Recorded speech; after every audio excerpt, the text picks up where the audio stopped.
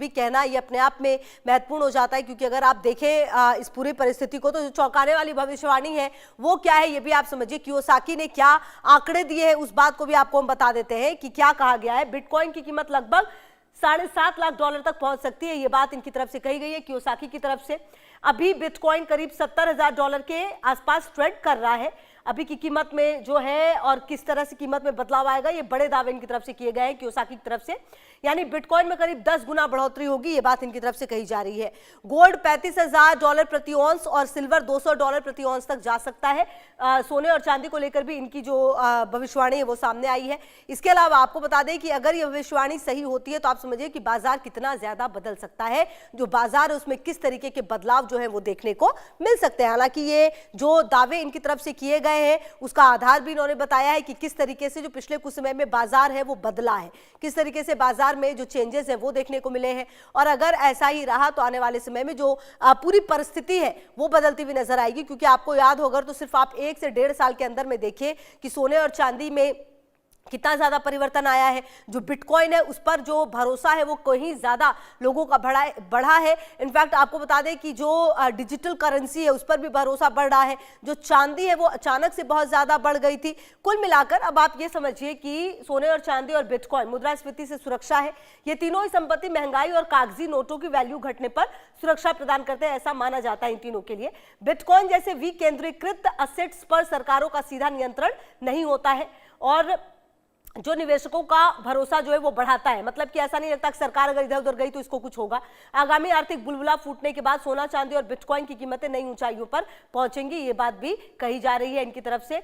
तो कुल मिलाकर अगर आप देखें तो जो ये पूरी परिस्थिति है इसको अगर आप सीधे सीधे समझे तो जो निवेशक है उनको ऐसा लगता है कि ये सरकार की पहुंच से बाहर है, तो कुल मिलाकर जो चेंजेस होंगे वो उनकी पॉजिटिव जो बढ़ोतरी है उसके लिए ही होंगे। शायद यही वजह है कि जब जब युद्ध जैसी परिस्थिति होती है तब तब खास करके सोने और चांदी पर लोगों का भरोसा काफी ज्यादा बढ़ता हुआ नजर आता है। अब आप इसको ऐसे समझिए निवेशक क्या करें, देखिए घबरा कर फैसला ना ले।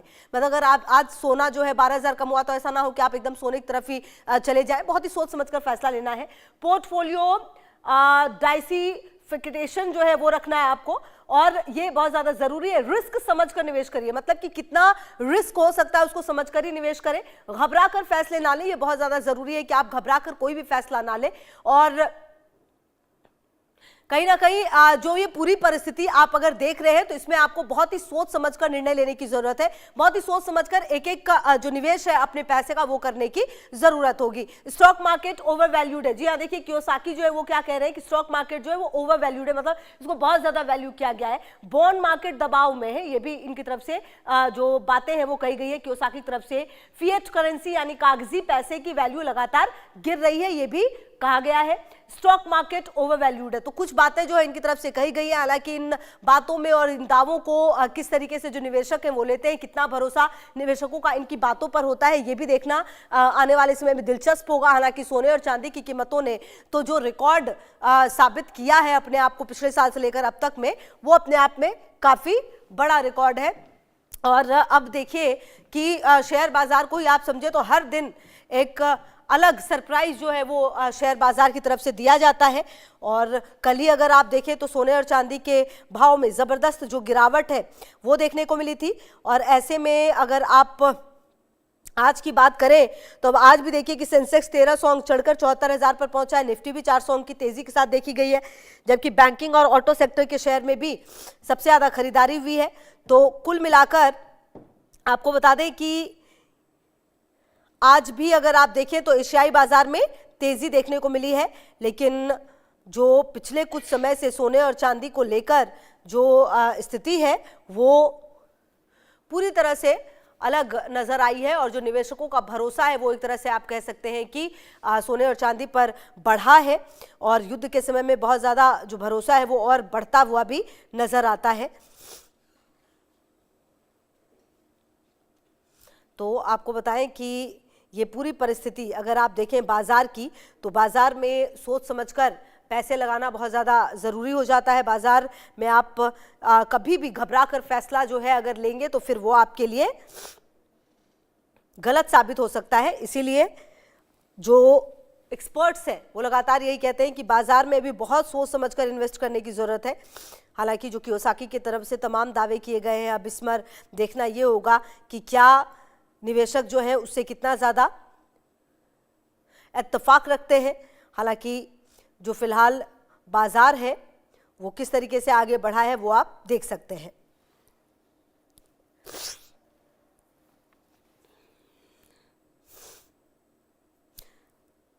तो आपको बता दें कि हरे निशान के साथ फिलहाल तो शेयर बाजार आज जरूर बढ़ता हुआ नजर आया है, लेकिन जो पिछले कुछ समय से कोई भी मतलब आप समझिए एक तरह से भरोसा जो है इस बाजार पर हो नहीं रहा, क्योंकि जिस तरह से अभी देखिए युद्ध की शुरुआत हुई, खास करके ये ईरान, इजराइल और अमेरिका की, ऐसा लग रहा था कि काफी कुछ बदलेगा और हुआ भी। आप देखिए कि जो चांदी एक वक्त में 4 लाख को क्रॉस कर गई थी वो अब 2 लाख लगभग 20,000 पर आ गई है। जो सोना 1,75,000 के करीब पहुंच चुका था वो अभी 35-40 के लगभग आ गया, 1,35,40,000 के लगभग। तो कुल मिलाकर ये बड़े बदलाव जो है वो जरूर देखे गए हैं। आने वाले समय में क्या ये बदलाव यूं ही रहेंगे या फिर क्या चेंजेस होंगे ये देखना महत्वपूर्ण है।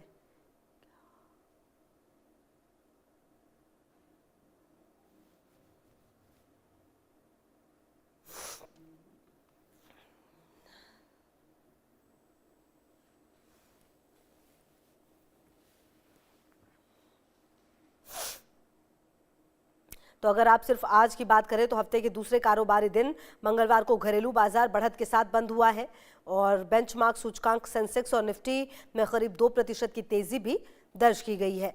तो आज का दिन तो सही रहा, आज का दिन पॉजिटिव रहा है।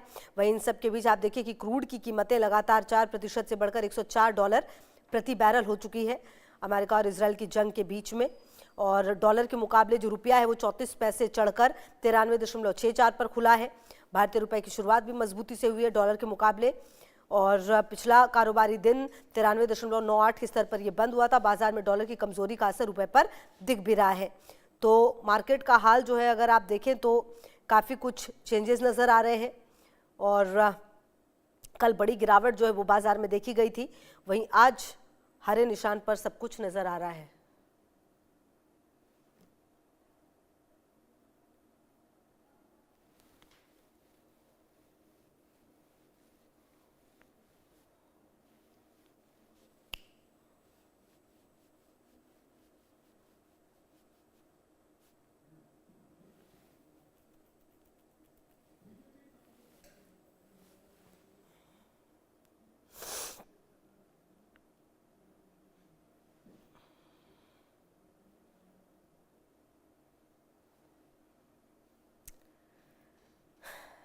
कुल मिलाकर आपको बता दें कि जो पूरी परिस्थिति है अगर आप उसको देखें तो आज की सिर्फ अगर आप बात करें तो सेंसेक्स 1300 अंक चढ़कर 74,000 पर पहुंचा है। निफ्टी में भी 400 अंक की तेजी देखी गई है। बैंकिंग और ऑटो सेक्टर में जो शेयर्स है उसमें ज़्यादा खरीदारी हुई है और आपको बता दें कि निफ्टी में 400 अंक की तेजी हुई है, 22,900 पर पहुँच गया है। आज बैंकिंग और ऑटो शेयर्स में सबसे ज़्यादा खरीदारी है। बाजार में जो उछाल है वो आया तब जब दावा किया गया कि मुस्तफा खamenei अमेरिका के साथ बातचीत करने के लिए सहमत हुए हैं। हालांकि ईरान की ओर से इसकी पुष्टि नहीं की गई है। घरेलू शेयर बाजार में तेजी की एक वजह ग्लोबल मार्केट से मिले अच्छे संकेत हैं। अमेरिकी राष्ट्रपति डोनाल्ड ट्रंप ने ईरान के एनर्जी इंफ्रास्ट्रक्चर पर हमलों को 5 दिन के लिए अस्थायी रूप से रोकने का ऐलान किया है और इसका असर आप कह सकते हैं कि भारतीय बाजार पर देखने को मिला है।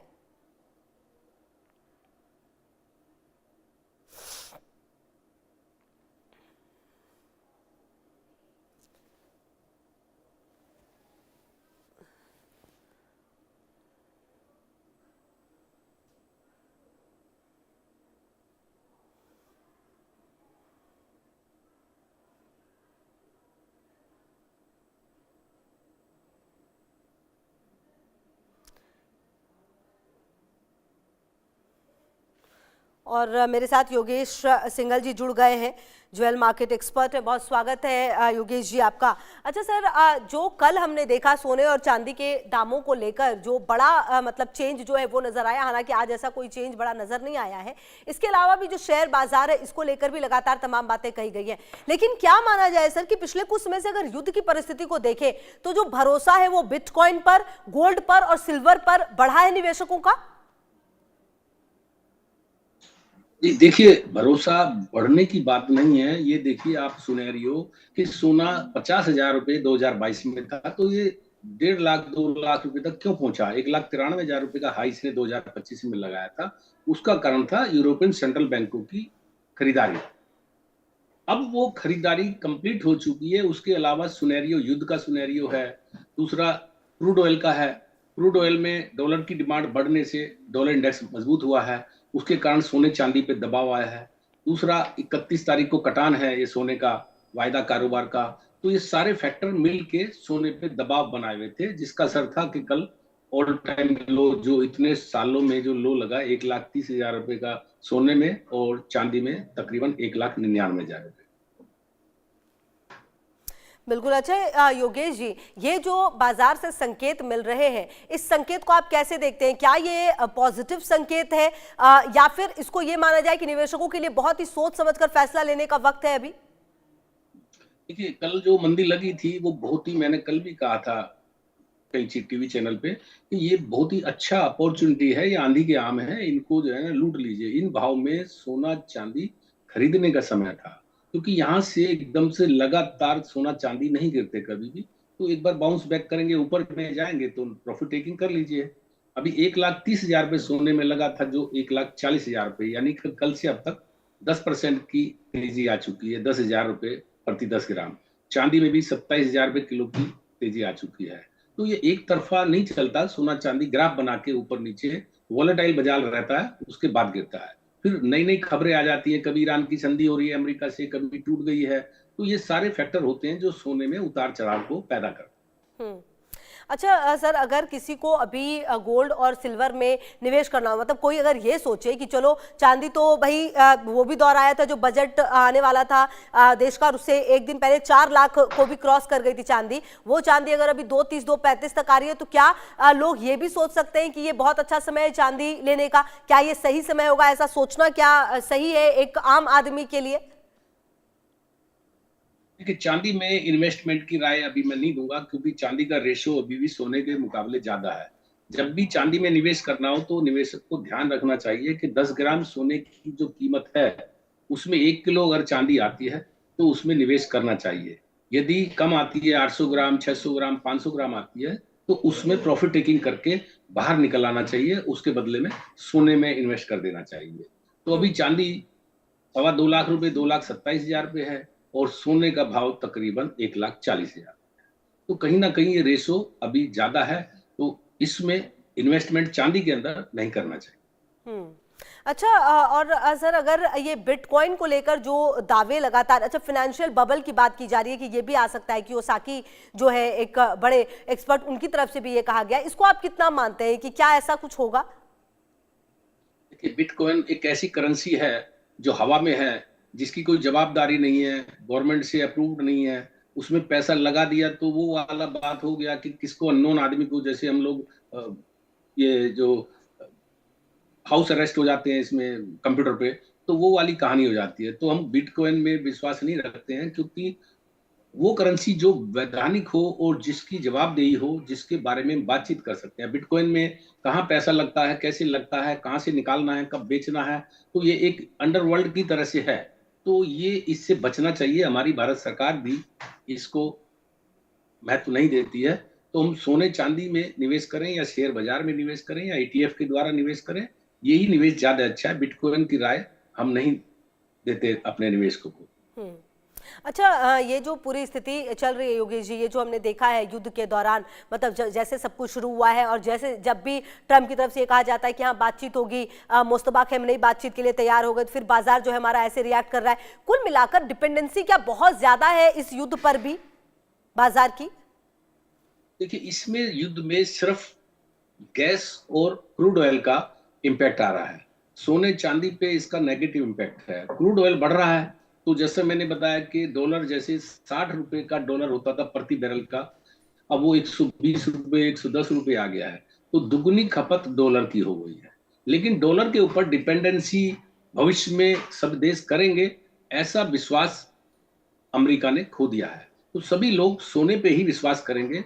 तो सोना जो है एक करेंसी की तरह से यूज होगा, और सोने को ही वो फॉरेक्स रिजर्व के बदले में रखना चाहेंगे। तो सोने की डिमांड तो हमेशा बनी रहेगी। आज नीचे है, कल ये 1,93,000 रुपए का स्तर भी काटेगा। तो नीचे में सोने में निवेश करना बहुत ज्यादा बेहतर है। अच्छा सर, एक बात ये भी बताइए, जो लोग गोल्ड की ज्वेलरी खरीदते हैं, अब ये देखा गया कि कई सारी कंपनियों ने, चलिए 22 कैरेट पे तो खैर बनता ही है, जो ज्वेलरी है वो बनती है, 18 कैरेट पर, 14 कैरेट पर क्या लोगों का फोकस ज्यादा होने लगा है, क्योंकि अब उनकी जो आय है उनको वही अलाउ करती है। ये कितना सेफ रहता है सर? मतलब 14 कैरेट में जो ज्वेलरी ले लेना, या फिर 18 कैरेट में, या फिर डायमंड में निवेश ज्यादा अच्छा है? देखिए, ये एक जो ज्वेलरी है, एक महिला की इच्छा के ऊपर डिपेंड करती है कि उसके पास में सोने का जेवर है तो वो हीरे में चाहेगी, हीरे का है तो डायमंड पोल्की में जाना चाहेगी, कुंदन में, जड़ाऊ में, एंटिक में। तो ये सब चॉइस के ऊपर होता है। बाकी बात रही कैरेट की, 22 कैरेट, कोई भी व्यक्ति अपनी बच्चों की शादी में खोटा सोना, खोटा जेवर नहीं देना चाहता। उसको मालूम है कि कल अगर वहां पर उसको चेक कराया गया तो कोई उलाहना ऐसा ना जाए कि भाई अपनी बेटी के लिए आपने खोटा जेवर दिया है। तो हमेशा हर व्यक्ति 22 कैरेट देना चाहता है। अब चलन की बात है तो 9 कैरेट का भी चलन आ गया है।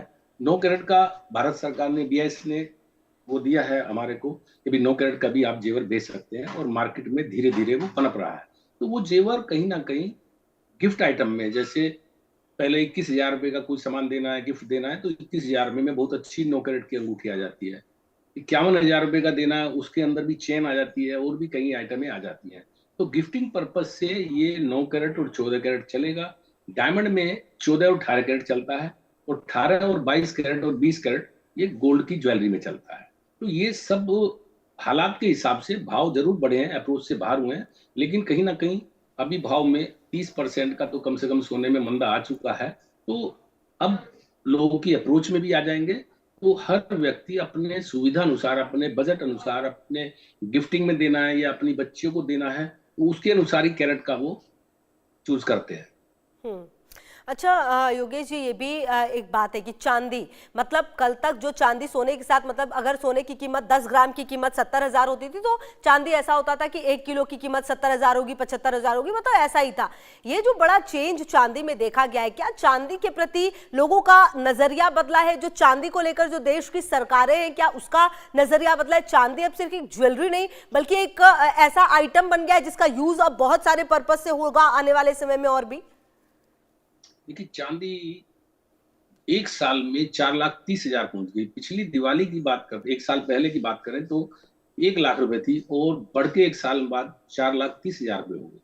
चांदी की इंडस्ट्रियल डिमांड इतनी निकाल दी लोगों ने कि भाई एक बैटरी में लगेगी, गाड़ी में लगेगी, इलेक्ट्रिक व्हीकल में लगेगी, इसमें लगेगी, उसमें लगेगी। तो उसकी डिमांड इतनी लोगों के दिमाग में बैठ गया कि चांदी ही अगला सोना है, और उन्होंने भर भर के इन्वेस्टमेंट के लिए चांदी खरीद ली, जिसका नुकसान वो इन्वेस्टर भुगत रहा है, देख रहा है। जिसने कोई मकान लेने के लिए पैसे थे, किसी के ब्याज के पैसे लेके, या किसी ने FD तोड़ के, किसी ने शेयर बेच के चांदी में लगा दिए। अब वो चांदी अभिशाप बन गई है हमारे निवेशकों के लिए। तो हमेशा चांदी और सोने का जब बजट होता है तो उसका रेशो देखना चाहिए, तभी चांदी में घुसना चाहिए।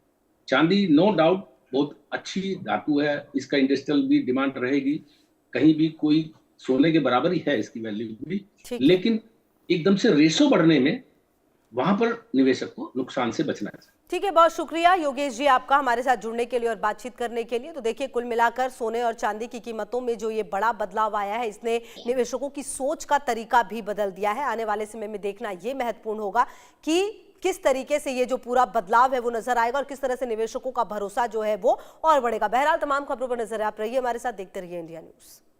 Presented by doctor ortho Ayurvedic oil और